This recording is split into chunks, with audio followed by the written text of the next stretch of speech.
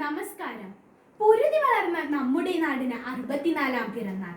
അനീതികളെയും ദുരാചാരങ്ങളെയും ദുഷിച്ച ജാതി വ്യവസ്ഥയെയും എതിർത്ത് തോൽപ്പിച്ച നമ്മുടെ നാടിന് വളരെ നീണ്ട സാമൂഹിക വികസന പ്രക്രിയയുടെ ചരിത്രമുണ്ടെന്ന് നമുക്ക് ഏവർക്കും അറിയാം. കേവലം ഒരു ഭ്രാന്താലയം എന്ന നിലയിൽ നിന്നും ഇന്ന് കാണുന്ന കേരളമാക്കാൻ വാക്കുകൾ കൊണ്ടും പ്രവൃത്തികൾ കൊണ്ടും പ്രയത്നിച്ച നവോത്ഥാന നായകരെ ഓർക്കേണ്ടുന്ന ദിവസം കൂടിയാണ് കേരളപ്പിറവി ദിനം.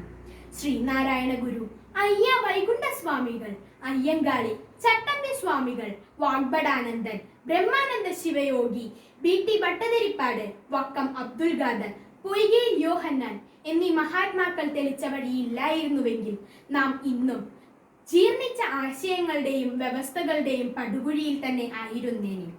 2018 വെള്ളപ്പൊക്കം മാനുഷികതയുടെയും മാനവികതയുടെയും വളരെ വലിയ പാഠം നമ്മെ പഠിപ്പിച്ചു.